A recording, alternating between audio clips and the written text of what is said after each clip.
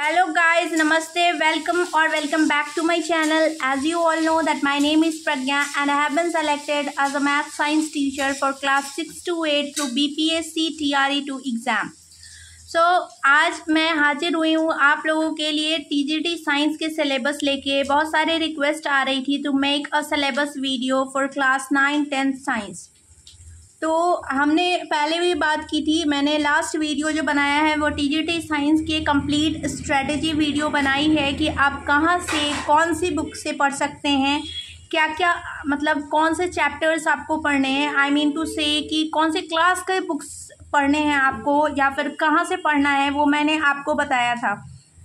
But मैंने जो 10 mistake 10 regions वाली वीडियो बनाई थी उसमें मैंने एक चीज़ आप लोगों को बताई थी कि जो हम स्टूडेंट से हम एस्पिरेंट से गलती हो जाती है वो क्या होती है, वो हमारे से यही गलती होती है कि हम लोग सिलेबस नोट डाउन नहीं करते हैं, सिलेबस को गैदर नहीं करते हैं और पढ़ाई में लग जाते हैं और इस वजह से हमारा कुछ न कुछ पोर्शन छूट जाता है और वहीं से हमारा क्वेश्चन पूछ लिया जाता है और फिर हमारा 2 या 3 मार्क्स से हमेशा रह जाता है। मेरे पास एक ये भी क्वेरी आई थी कि मेरा मार्क्स इंक्रीज़ नहीं हो रहा है, वो इसलिए माय डियर उनका नाम मुझे याद नहीं है बट उन्होंने ये क्वेरी पूछी थी मेरे से। तो वो इसलिए होता है क्योंकि हम लोग अपने बेसिक्स को स्ट्रॉन्ग नहीं करते हैं, हम लोग ये नहीं गैदर करते हैं कि हमें कौन कौन से चैप्टर्स को कंप्लीट करने हैं, कौन कौन से टॉपिक्स कौन कौन से सब टॉपिक्स को पढ़ना है, उसमें से क्या क्या पूछा जाता है वो नहीं करते हैं। इसलिए मैं आप लोगों के लिए सिलेबस लेके आई हूँ, क्लास 9 to 10 साइंस के सिलेबस लेके आई हूँ और आपने अगर वो दोनों वीडियो मेरी नहीं देखी है तो please do check it out.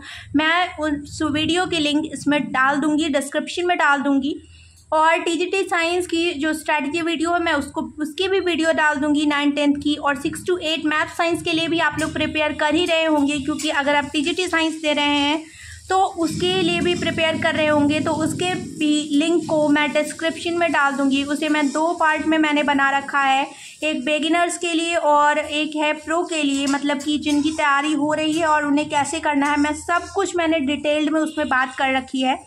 तो अब बिना देरी किए हुए सबसे पहले बात कर लेते हैं कि अगर TGT साइंस की बात की जा रही है, as the name itself suggest trained graduate teacher आपको बनाने की बात की जा रही है और इसमें जो एलिजिबिलिटी आपकी होती है वो ग्रेजुएशन होती है, ग्रेजुएशन प्लस BEd होती है ना।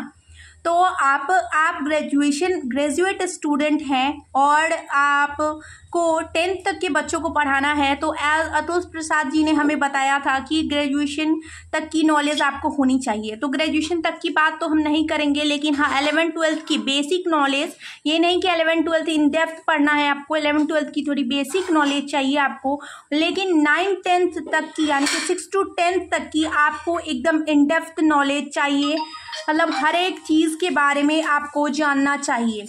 तो आप बिना देरी किए हुए हम लोग वीडियो को स्टार्ट कर लेते हैं और मतलब हम लोग अपने सिलेबस को जान लेते हैं।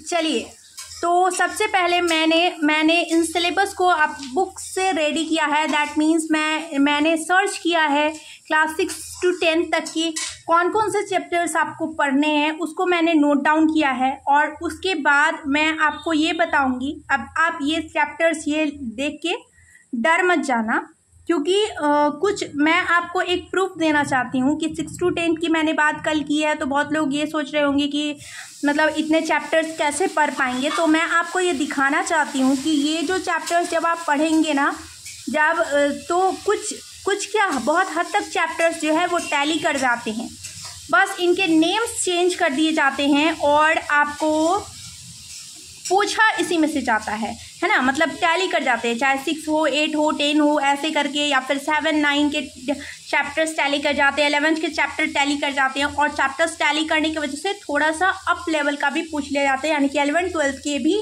बेसिक नॉलेज की जानकारी आपको होनी चाहिए क्योंकि उसमें से भी क्वेश्चंस पूछ लिए जाते हैं।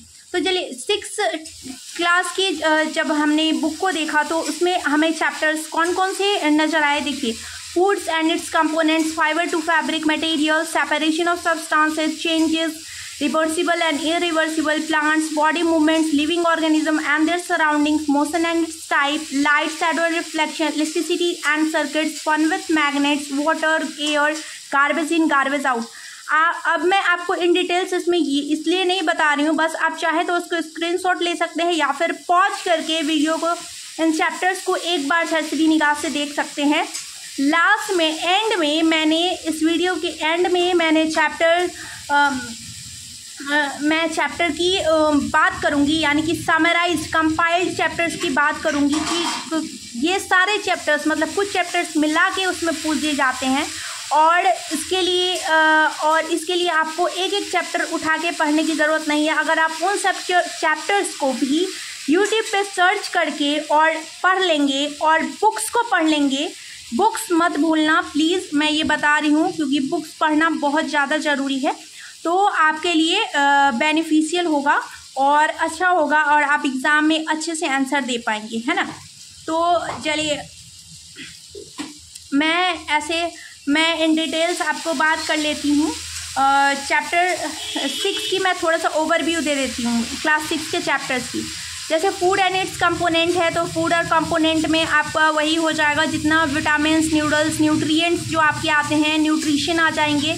तो इसीलिए मैं कंपाइल्ड जो चैप्टर्स है, मैं एग्जांपल दे देती हूँ। जैसे फाइबर टू फैब्रिक है, मतलब फाइबर से फैब्रिक कैसे तैयार किया जाता है, उसमें प्रोसेस क्या होते हैं। अगर हिंदी वाले की बात करें तो रेसों से जो है वो कैसे कपड़ा तैयार किया जाता है, वो बात की जा रही है। मटेरियल्स कौन कौन से होते हैं, सब्सटेंसेज को हम लोग कौन कौन तरीक़ों से अलग करते हैं, ये क्वेश्चन भी पूछा जाता है। जैसे मान लीजिए कि चीनी को अगर आपको अलग करना है, नमक को अलग करना है पानी से, तो आप कैसे करेंगे।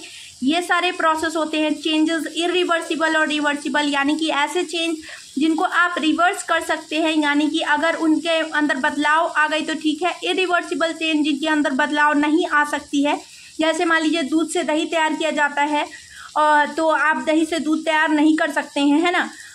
अगर मान लीजिए कि आप जिसमें मतलब केमिकली कोई चेंज होता हो, जिसके रासायनिक में चेंज होता हो, वैसे मतलब आपको थोड़ा ऐसा नॉलेज होना चाहिए कि अगर आपको एग्जाम्पल्स उठा के वो पूछ रहे हैं तो आपको वो चीज़ आ जाए। अभी प्लांट्स की बात कर लेते हैं। प्लांट्स के बारे में जानकारी लेनी है आपको, ये पता होना चाहिए रूट्स का वर्ड क्या होता है, स्टेम का वर्ड क्या होता है, लीफ का वर्ड क्या होता है। लीफ में जैसे फोटोसिंथेसिस होता है, फोटोसिंथेसिस के लिए कौन कौन सी चीज़ें चाहिए, तो ये सब कुछ ना कुछ सब कुछ ये सब कंपाइल करके आपको 9th 10th में पढ़ना है, 11th 12th में पढ़ना है।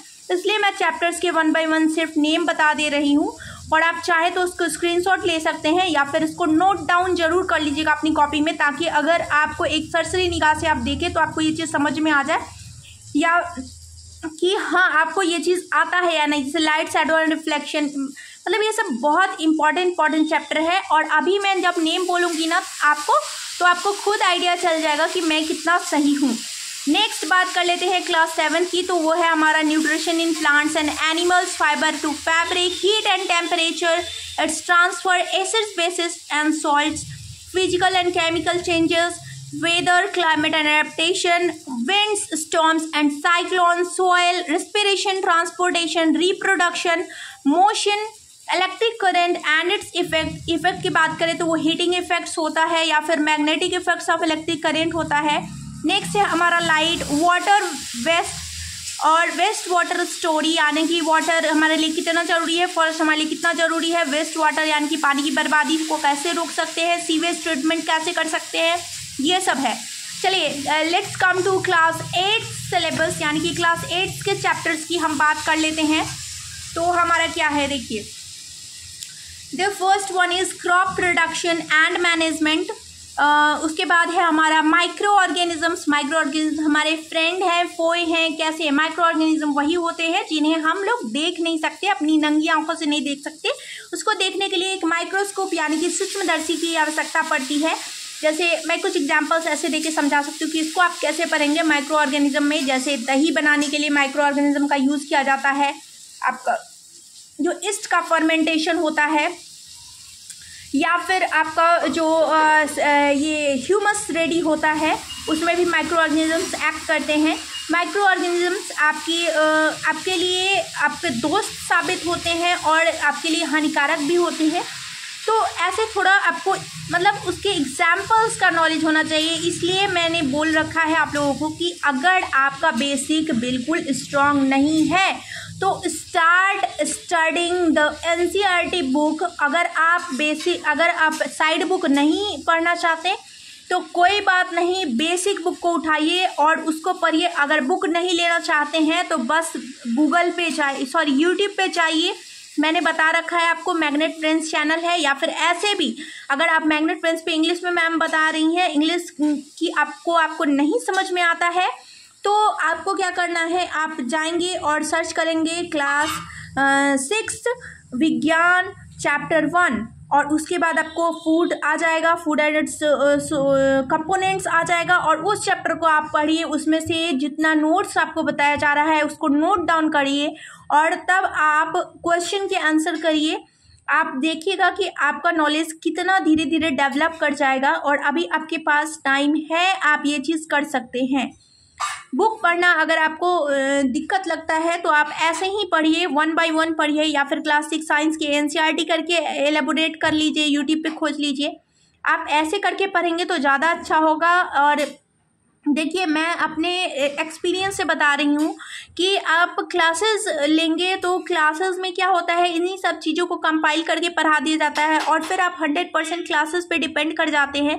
और बीपीएससी जैसे क्वेश्चंस पूछ रही हैं, यानी बदलते हालातों में उनके क्वेश्चंस चेंज होते जा रहे हैं, तो आपके लिए बेटर है कि आप इसी तरह से करें, 1 बाय 1 चैप्टर्स को पढ़ें और 9th 10th के चैप्टर्स को आप डीप में पढ़ लें और 11th 12th के चैप्टर को ऊपर से पढ़ लें। वैसे मैंने कंपाइल जो चैप्टर्स दे रखा है आप उन्हें भी पढ़ के काम चला सकते हैं, बट आप इनकी जानकारी भी जरूर रखिएगा, इसलिए मैंने चैप्टर्स को नोट डाउन कर दिया है। चलिए नेक्स्ट बात कर लेते हैं सिंथेटिक फाइबर्स एंड प्लास्टिक, यानी कि जो आप प्लास्टिक या फिर प्लास्टिक जो तरह तरह के होते हैं, यानी कि ये पॉलीमर सेक्शन में आ जाएगा आपका। सिंथेटिक फाइबर जैसे नायलॉन, रेयॉन हुआ, जो हमारा सिंथेटिक फाइबर या फिर उसको आर्टिफिशियल फाइबर बोल सकते हैं, मतलब जो नेचुरली यानी कि प्राकृतिक रूप से हमें पर्यावरण से, वातावरण से, प्रकृति से नहीं मिलता है, वही हमारा सिंथेटिक फाइबर कहलाता है। नेक्स्ट है हमारा मटेरियल्स में मेटल्स एंड नॉन मेटल्स आपको पढ़ने हैं। That is very very very important chapters की मेटल और नॉन मेटल। ये आपको पीरियोडिक टेबल में 9th क्लास में पढ़ना होता है कि पीरियोडिक टेबल कैसे तैयार किया गया, मेटल नॉन मेटल को कौन सा प्लेस दिया गया और ये कैसे रिएक्ट करते हैं, इनके फिजिकल प्रॉपर्टीज, इनके केमिकल प्रॉपर्टीज, ये सब। Next one is coal and petroleum, combustion and flame, conservation of plants and animals. Cell is a very very important chapter. Reproduction is a very important chapter. Reproduction, reproductive health, ये सब very important chapter है। Adolescence important chapter है, कौन से hormone की वजह से body में चेंजेस आते हैं, किस एज पे चेंजेस आते हैं, मेंस्ट्रुअल साइकिल क्यों होता है, कैसे होता है। Next one is force and pressure. Force में न्यूटन्स लॉज ऑफ मोशन वगैरह भी आपको आगे पढ़ना पड़ेगा, 8th में नहीं होता है, बस उसमें सिर्फ जानकारी दी जाती है फोर्स क्या होता है, कौन कौन टाइप के फोर्स होते हैं। Non contact force, contact force यानी कि संपर्क बल, असंपर्क बल, है ना। प्रेशर, दबाव क्या होता है, मतलब दाब क्या होता है, जैसे कील जो है, कील दीवार में घुस जाती है, कैसे दीवार में घुसती है ना, क्योंकि वहाँ प्रेशर क्रिएट होता है। प्रेशर का फॉर्मूला क्या होता है, फोर्स का फॉर्मूला क्या होता है। और जो देखिए जो फिजिक्स के कुछ चैप्टर्स है ना, जैसे फोर्स, प्रेशर हो गया, इन सब के थोड़े न्यूमेरिकल्स की जानकारी भी आपको होनी चाहिए। तो आप इसी तरह से पढ़ेंगे और थोड़ा धीरे धीरे करके पढ़िए, एकदम अच्छे से पढ़िए, आप बेशक आपको सिलेक्शन मिल जाएगा। Next one is friction. Friction क्यों जरूरी है, फ्रिक्शन आपके लिए हानिकारक भी है, जरूरी भी है, ये बहुत इंपॉर्टेंट चैप्टर है। Sound, chemical effects of electric current, natural phenomena, light, reflection और रिफ्रैक्शन ऑफ और फिर human I, this is very very important chapter. जब हम लाइट की बात करते हैं, रिफ्लेक्शन रिफ्रैक्शन की बात करते हैं, इसी से क्वेश्चन उठाया जाता है आपका कॉनकेव मिरर, कॉन्वेक्स मिरर, या फिर आपका गाड़ी के हेडलाइट में कौन सा मिरर यूज़ किया जाता है, रियर व्यू मिरर कौन सा होता है, जो हमारे बार्बर होते हैं वो कौन सा मिरर यूज़ करते हैं, यानी कि दाढ़ी बनाने के लिए कौन सा मिरर यूज़ किया जाता है। ह्यूमन आई जो है, हमारी जो आंखें हैं या रंग बिरंगा संसार, human I and the colourful world, आगे भी एक चैप्टर आप एक क्लास में पढ़ना है, आई थिंक 10th में पढ़ना है। ह्यूमन आई में कौन कौन सी रोग हो जाती है, दूर की चीज़ें नहीं दिखती है तो क्या होता है, नज़दीक की चीज़ें नहीं दिखती है तो कौन सा रोग हो जाता है, उसके दोनों नाम, मायोपिया, हाइपरमेट्रोपिया, ये सब आपको याद होना चाहिए।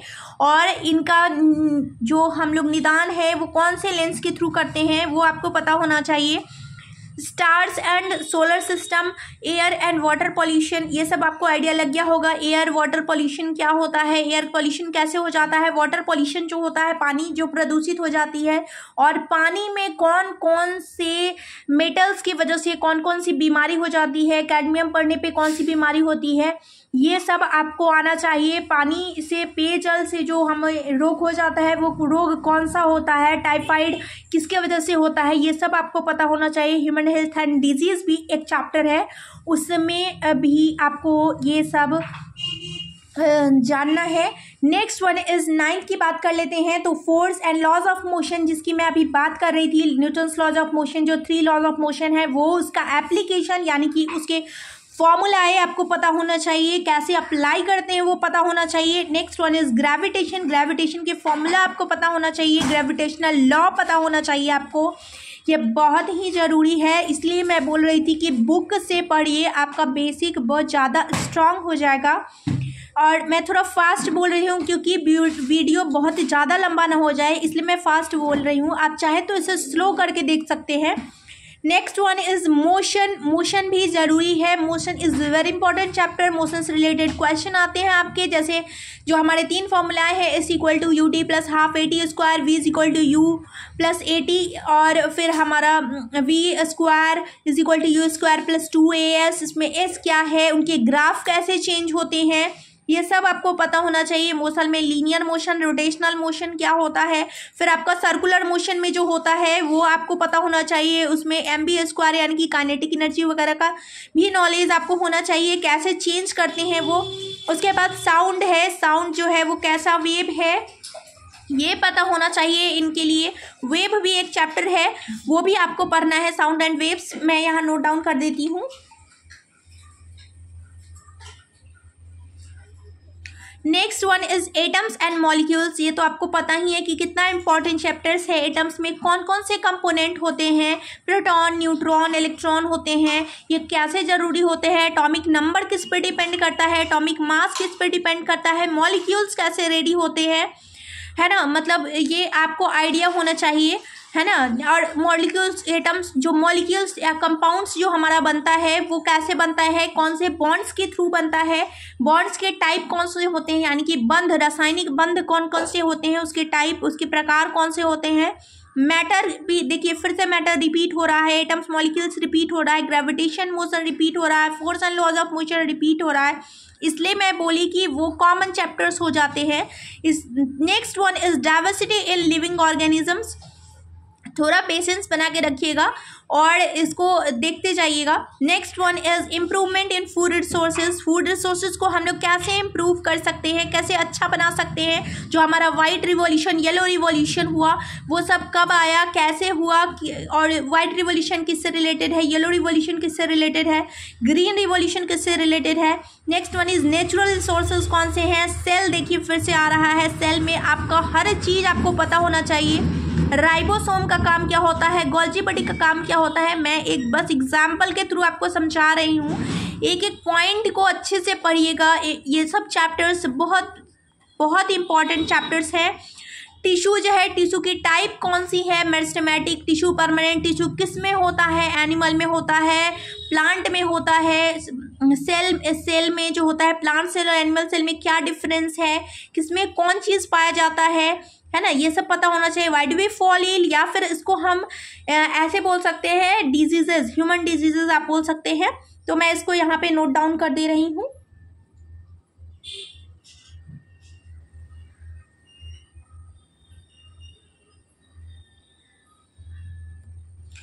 है ना, तो आप इन सबको देखिएगा। Let's come to the syllabus of chapter 10, sorry class 10।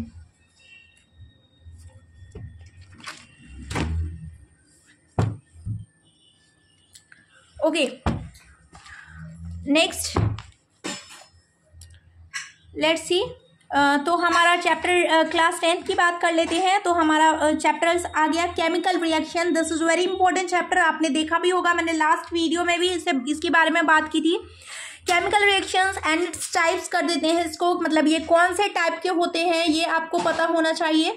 मतलब कि सब्स्टिट्यूट रिएक्शन, विस्थापन रिएक्शन जो होता है वो होता है, या फिर संयोजी रिएक्शन वो होता है, यानी कि दो मेटल्स कंबाइन कर जाते हैं, या फिर इसके रिएक्टिविटी सीरीज की कौन कितना ज़्यादा रिएक्टिव है। जो मोर रिएक्टिव एलिमेंट होता है, मेटल होता है, वो लेस रिएक्टिव एलिमेंट को हटा देता है, यानी कि उसको सब्स्टिट्यूट करके उसके जगह पे आ जाता है। Acid basis and salt, acid और बेसिस रिएक्ट करते हैं तो सॉल्ट बनाते हैं। एसिड की फिजिकल प्रॉपर्टी, केमिकल प्रॉपर्टी क्या होती है, जब ये रिएक्ट करेंगे हाइड्रोजन के साथ तो क्या बनाएंगे, जब ये रिएक्ट करेंगे ऑक्सीजन के साथ तो क्या बनाएंगे, बेसिस के साथ भी वही होगा। कौन हाइड्रोक्साइड बनाता है, कौन ऑक्साइड रिलीज करता है, कौन हाइड्रोजन रिलीज करता है, कौन हाइड्रोक्साइड रिलीज करता है, ये सब आपको पता होना चाहिए। इसलिए 9th-10th को तो एकदम डेप्थ में पढ़िएगा, एकदम अच्छे से पढ़िएगा। और 9th-10th के लिए मैंने जो बुक बता रखी है एस चंद की बुक, उसे जरूर पढ़िएगा। उस वीडियो को जरूर चेकआउट करिएगा जो मैंने पहले बना रखा है। Next one is carbon and its compound. Carbon और कंपाउंड जो है वो आपको मतलब पता होना चाहिए। जैसे हाइड्रोकार्बन, हाइड्रोकार्बन में भी जो है वो सैचुरेटेड हाइड्रोकार्बन, अनसैचुरेटेड हाइड्रोकार्बन के बारे में आपको पता होना चाहिए। अल्केन, अल्कीन, अल्काइन पता होना चाहिए। फिर अल्कोहल वगैरह की आपको नॉलेज होनी चाहिए, अल्डिहाइड की नॉलेज होनी चाहिए, है ना, कार्बोक्सिलिक एसिड की नॉलेज होनी चाहिए। ज़्यादा डेप्थ में नहीं जाना है लेकिन आपको नॉलेज होनी चाहिए। यूपेक नॉमेनक्लेचर जो होता है उसकी नॉलेज होनी चाहिए आपको। Next one is periodic classification of elements, that is very important chapter की पीरियोडिक क्लासिफिकेशन एलिमेंट्स का कैसे है, ग्रुप्स किसको बोलते हैं, पीरियड्स किसको बोलते हैं। और ग्रुप पीरियड की बात कर लेते हैं तो ग्रुप में कौन से एटम का साइज, यानी कि कौन से एलिमेंट का साइज ग्रुप में नीचे की ओर बढ़ने पे या फिर ऊपर की ओर जाने पे घटता है, बढ़ता है, कैसे चेंज होता है उसमें वो पता होना चाहिए। स्पेसिफिक ग्रुप है, जैसे मान लीजिए कि है helium, neon, argon, krypton, helium, neon, argon, krypton, xenon और रेडन जो है हमारे इनर्ट गैसेस है, तो आपको उनकी नॉलेज होनी चाहिए। मतलब आपको पता होना चाहिए कि एटम्स कब रिएक्ट करते हैं, वो सैचुरेटेड हो जाते हैं तो रिएक्ट नहीं करते हैं, उनके इलेक्ट्रॉनिक कॉन्फ़िगरेशन आपको पता होना चाहिए, है ना। तो यहाँ पे मैं ये भी लिख देती हूँ, electronic configuration.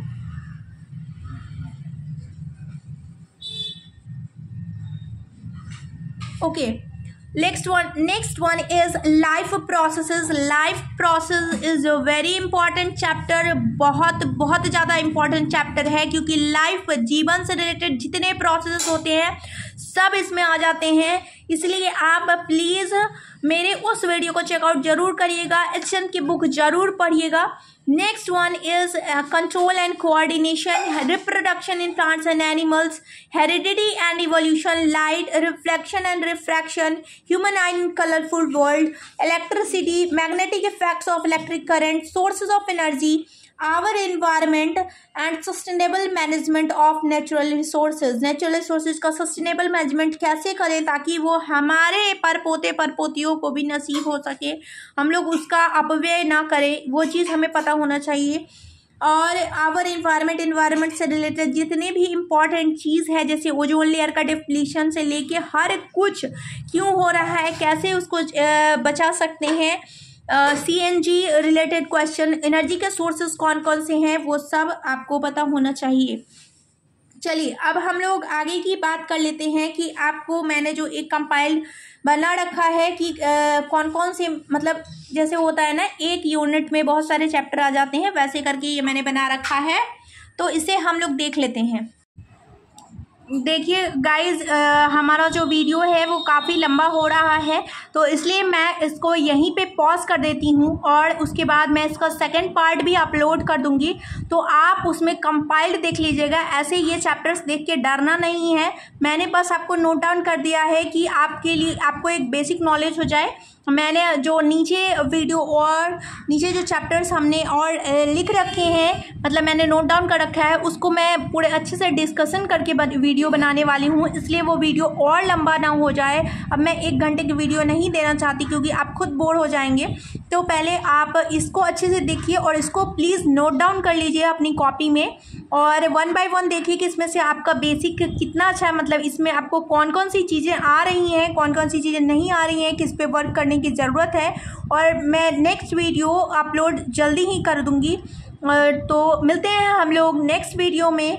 Till then take care, happy studies. और मुझे thank you so much for showering me with so much love and thank you so much for all the beautiful comments and I hope आपको success बहुत जल्दी मिले और मिलेगी ही, क्योंकि आप बहुत मेहनत कर रहे हैं, अपने सक्सेस की ओर हैं और आप जल्द ही सक्सेस पा लेंगे। तो मिलते हैं हम लोग नेक्स्ट वीडियो में। वीडियो अच्छी लगे तो प्लीज़ लाइक करिएगा, शेयर करिएगा ज़्यादा से ज़्यादा, और ताकि मुझे भी अच्छा लगे, और सब्सक्राइब करिएगा मेरे चैनल को। Thank you so much for watching the videos and take care till. और जब मिलती हूँ तब तक अपना ख्याल रखिएगा और अच्छे से पढ़ाई करिएगा। Till then take care, bye bye, see you soon.